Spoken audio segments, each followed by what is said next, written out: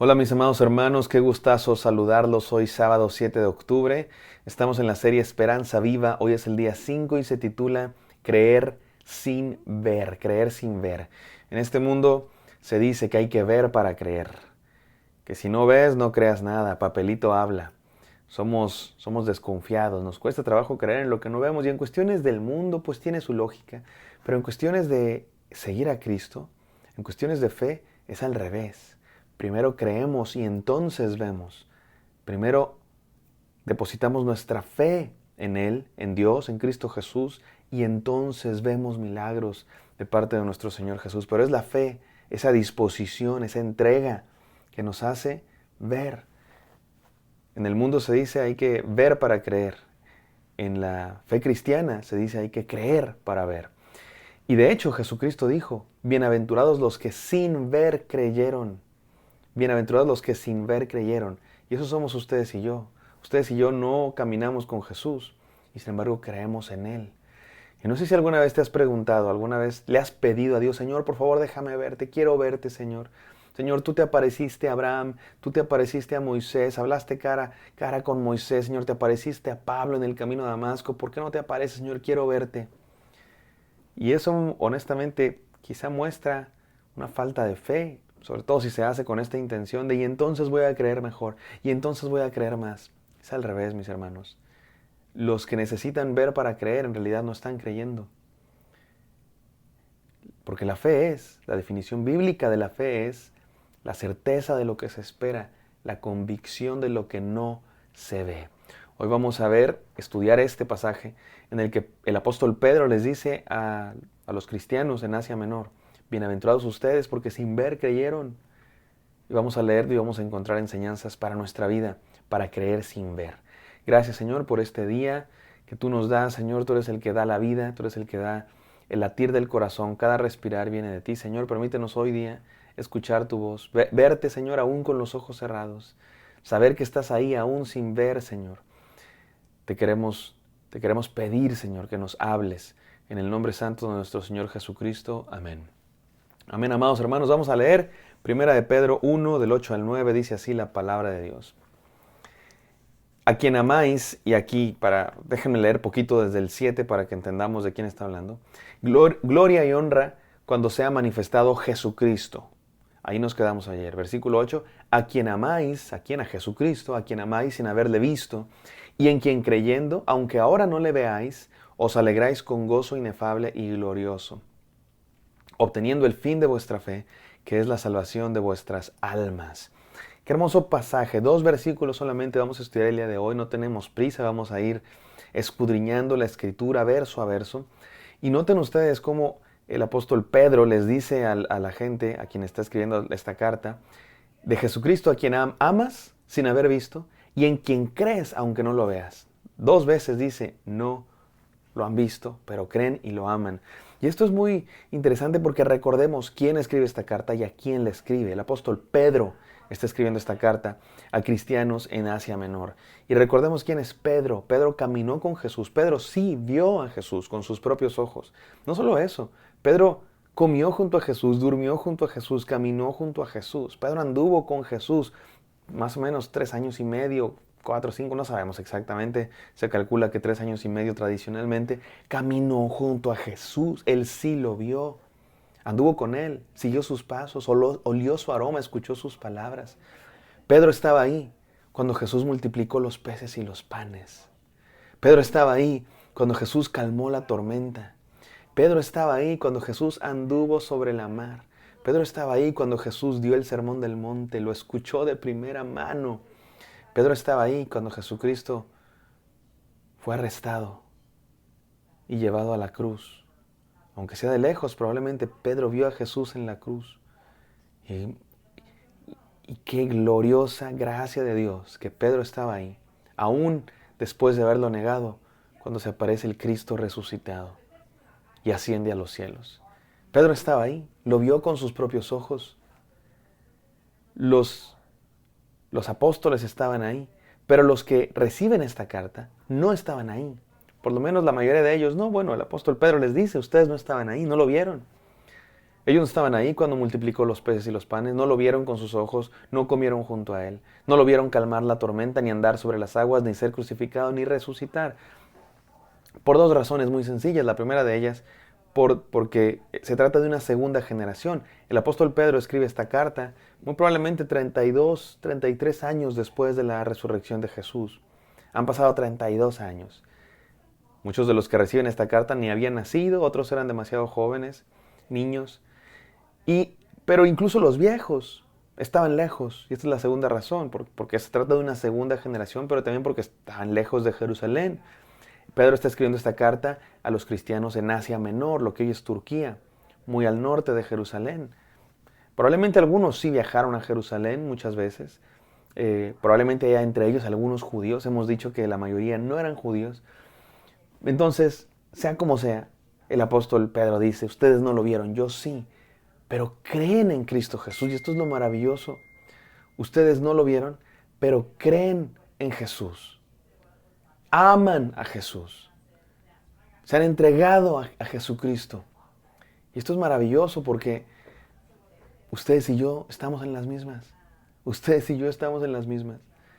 Nosotros no caminamos con Jesús como Pedro, ni le vimos andar sobre las aguas ni en la cruz, pero también creemos en Él. ¿Por qué creemos en Cristo Jesús?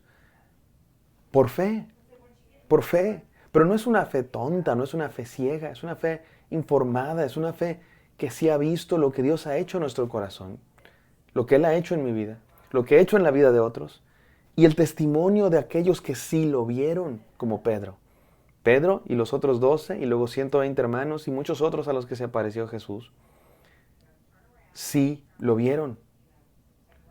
Y dan testimonio de la maravillosa realidad de Jesús entre nosotros. Y eso es maravilloso. Y entonces nos está hablando a nosotros este texto, mis hermanos, y nos habla de tres cosas que quiero compartir con ustedes. Y estas son las tres enseñanzas. Se trata de amar, se trata de gozar y se trata de creer.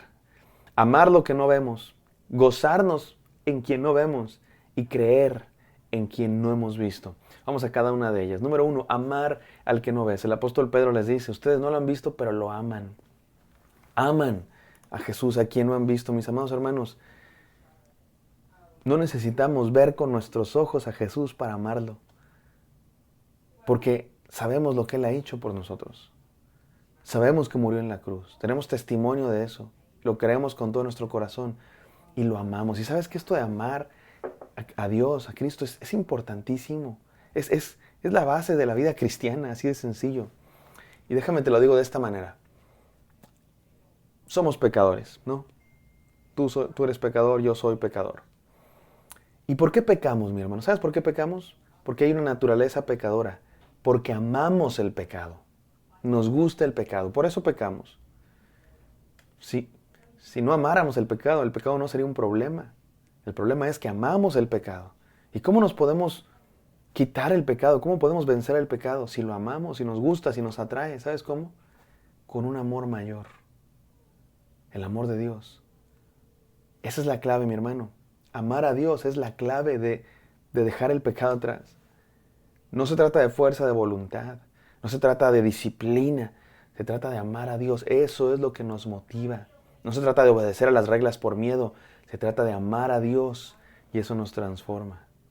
Entonces, amemos al que no vemos.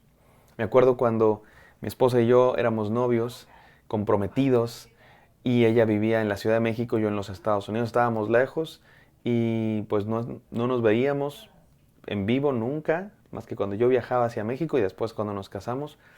Pero me acuerdo que le compuse una canción que decía así, no necesito verte para amarte, no necesito verte para estar contigo. Y otras cosas románticas que ya les contaré en otra ocasión. Pero igual con Jesús, no necesitamos verlo con nuestros ojos porque hay algo más poderoso que los sentidos físicos y ese es el amor a Dios. Número 2, gózate en quien no ves. Podemos gozarnos en Él. No solo se trata de amarlo, se trata de disfrutar ese amor. Y luego dice el apóstol Pedro, en quien amas sin haberle visto y en quien crees aunque no lo veáis y se alegran con gozo inefable y glorioso. Se alegran con gozo inefable y glorioso.